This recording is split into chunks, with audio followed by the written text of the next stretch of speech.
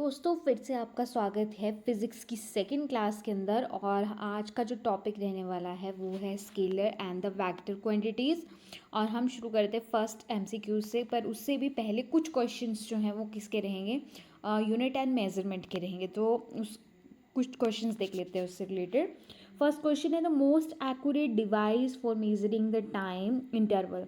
Time interval को measure करने के लिए बहुत सारी डिवाइसेस है, जैसे तो सिंपल जो आप क्लॉक यूज़ करते हो, वॉल क्लॉक ही सबसे पहले तो। पर सबसे ज़्यादा आपको अच्छे से टाइम मेज़र करना है, क्योंकि फिजिक्स के एक्सपेरिमेंट्स में आपको बहुत ही एक्यूरेट रिजल्ट्स चाहिए होते हैं। सो यहाँ पर जो आपका सही आंसर है that is C, atomic clock is the right answer. Second question, the order of magnitude of radius of hydrogen atom. देखो इसमें बहुत सारे ऑर्डर्स है, जैसे इलेक्ट्रॉन का क्या ऑर्डर है रेडियस का, प्रोटॉन का, देन न्यूट्रॉन का, फिर अर्थ का जो रेडियस है उसका। तो अलग अलग जो है उनके मैग्नीट्यूड है। तो हाइड्रोजन का जो एटम रहता है उसका कितना मैग्नीट्यूड होता है, that is the 10⁻⁻10 metre. Option number A is the right answer. Question number 3, which instrument is use for measuring the small lengths accurately. देखो लार्ज मेजरमेंट करने के लिए तो हमारे पास इंची टेप्स हैं, ठीक है।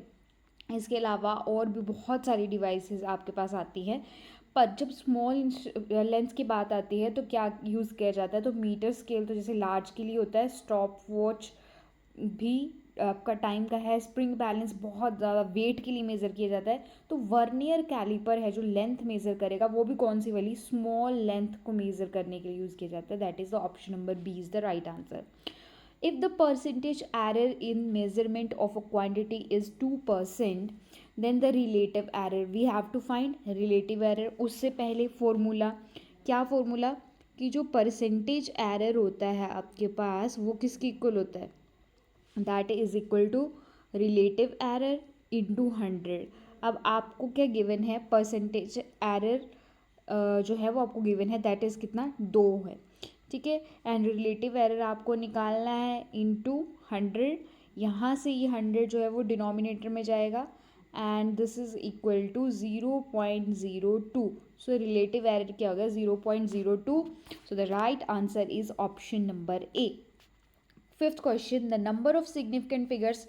तो देखिए जब भी आपके पास ज़ीरो के इस तरफ, डेसिमल के इस तरफ ज़ीरो रहती है स्टार्टिंग में, इन ज़ीरोस को आप क्या करोगे, काउंट नहीं करोगे।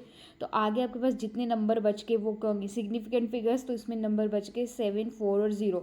तो 3 इज़ द राइट आंसर, क्योंकि इसमें क्या है, 3 डिजिट्स जो है वो बच गई हैं।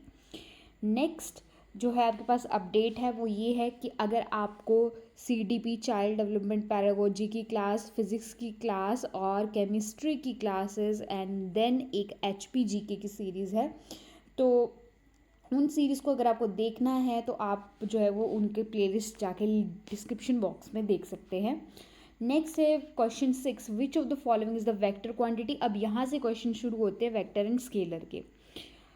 तो इसमें से जो आपकी वेक्टर क्वांटिटी है, वेक्टर क्वांटिटी आप सबको ही पता है, ऐसी क्वांटिटीज़ जिनका डायरेक्शन और मैग्नीट्यूड क्या होता है, दोनों ही होते हैं।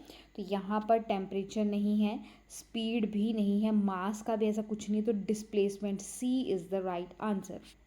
Question number 7, which of this are not a vector quantity. So इसमें से एक वेक्टर क्वांटिटी नहीं है, तो देख लेते हैं। फोर्स एक वेक्टर क्वांटिटी है, वेलोसिटी वेक्टर क्वांटिटी है, एक्सेलरेशन भी वेक्टर क्वांटिटी है। ये बहुत क्लियर है, क्योंकि एक्सेलरेशन जो है वो किसके ऊपर डिपेंड करती है, वेलोसिटी अपॉन टाइम। अगर वेलोसिटी एक वेक्टर क्वांटिटी है तो एक्सेलरेशन भी क्या होगी, वेक्टर क्वांटिटी। सो जो यहाँ पर राइट ऑप्शन है जो बच गया, energy is not a vector quantity.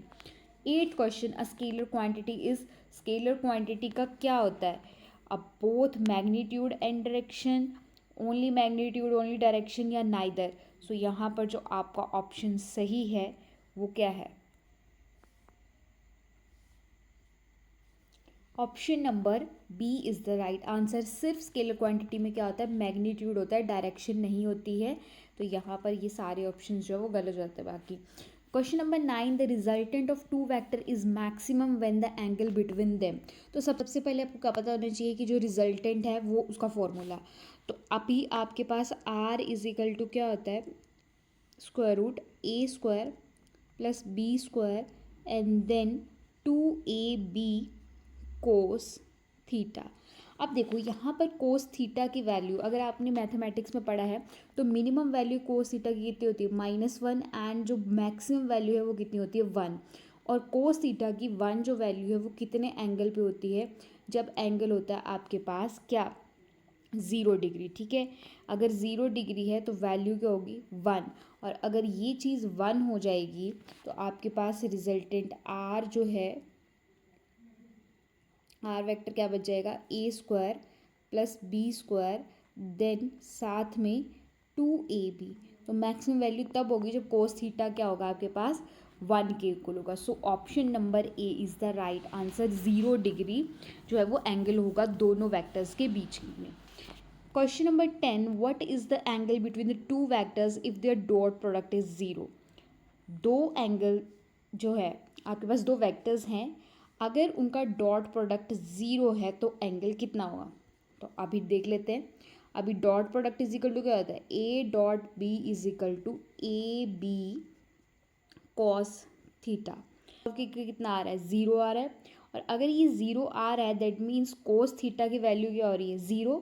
तो कोस थीटा जो है वो 0 किस एंगल पे होता है, दैट इज़ 90 डिग्री पे जो है वो 0 होता है। तो यहाँ से अभी क्या मिल गया कि जो एंगल है वो कितना है 90 डिग्री है। तो ऑप्शन नंबर जो आपका है B 90 degree is the right answer. Next, the unit vector has, unit vector के पास क्या होता है उसका 0 मैग्नीट्यूड, ये रॉन्ग आंसर है। नो डायरेक्शन, ऐसा भी नहीं है। वेक्टर है तो डायरेक्शन होगी। नेगेटिव मैग्नीट्यूड तो हो ही नहीं सकता। ठीक है, वेक्टर का मैग्नीट्यूड जो वो पॉजिटिव ही होता है। सो मैग्नीट्यूड ऑफ 1, इसका मैग्नीट्यूड क्या होता है 1। Option number B is the right answer. If the two vectors A and B are perpendicular, दो वैक्टर है दोनों परपेंडिकुलर हैं एक दूसरे के लिए, then magnitude of their resultant, तो उनका मैग्नीट्यूड क्या होगा। बहुत ही आसान क्वेश्चन। और यहाँ पर आपके पास ये थोड़ा सा जो ऑप्शंस आपको दिए हैं अगर आप इनको ध्यान से देखोगे तो ये वाला ऑप्शन बी सही है। मैं डायरेक्ट आंसर ही बता देती हूँ, आप गेस मत करो। तो यहाँ पर ये क्या होगा a² b² और ये कुछ अंडर रूट में है। ठीक है, तो ये जो है वो अंडर रूट को क्या लिख दिया गया 1/2 लिख दिया, कंफ्यूज नहीं होना इसमें। So option number A B C and D are wrong. 13th question, if vector has a components 3i cap plus 4j cap, its magnitude is, vector दिया है आपको मैग्नीट्यूड निकालना है। और अगर आपने पिछले क्वेश्चन में ध्यान से देखा तो मैग्नीट्यूड का फॉर्मूला ही फाइंड आउट किया है ये पीछे वाले क्वेश्चन में। तो अब मैग्नीट्यूड निकालते हैं। सो मैग्नीट्यूड निकालने के लिए क्या करेंगे, यहाँ पर a² प्लस b², क्योंकि दो ही कंपोनेंट है। सो फर्स्ट कंपोनेंट है 3 का देन सेकेंड कंपोनेंट है 4 which is equal to 9 + 16 that is 25 and 25 का स्क्वायर रूट क्या हो जाएगा 5। So option number A is the right answer.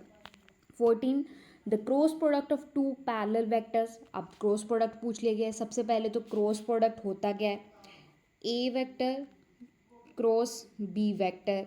Formula क्या है ए वेक्टर नहीं आएगा इसमें,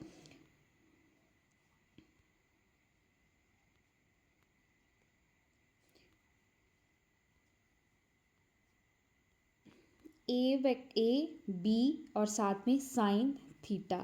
अब पैरेलल है, अगर दो वेक्टर्स मान लो ये एक वेक्टर ये है दूसरा वेक्टर ये है, दोनों पैरेलल है तो इनमें एंगल क्या होगा थीटा जो है वो 0 डिग्री होगा।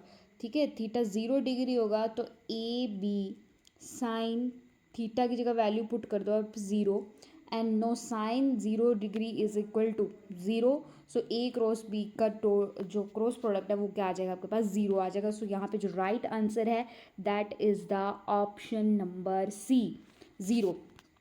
15th क्वेश्चन असर्शन है ये, vectors have the same magnitude and direction are always equal.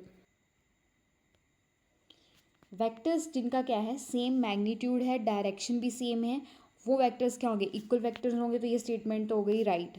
Second statement देखते हैं, vector quantity depends only on the magnitude. तो ये तो गलत है भाई, वेक्टर्स ओनली जो है वो मैग्नीट्यूड पे डिपेंड नहीं करते, डायरेक्शन पे भी डिपेंड करते हैं। तो जो है यहाँ पर आपका आंसर सही होगा, A statement is true and R is false. Option number C is the right answer.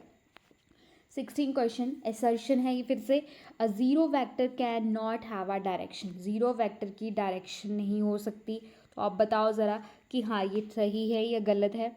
Second जो स्टेटमेंट है, a vector direction is determined by it's components, तो डायरेक्शन जो है वो कैसे डिटरमाइन होती है, उसके कंपोनेंट से डिटरमाइन होती है।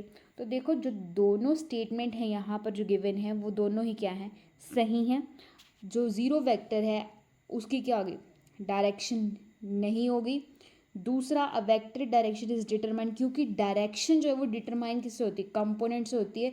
और यहाँ पर आई जे के तीनों कंपोनेंट के होंगे ज़ीरो वेक्टर के, ज़ीरो होंगे। So both A and R true, but जो आर है वो क्या कर रहा है, ए को एक्सप्लेन कर रहा है। Option number A is the right answer.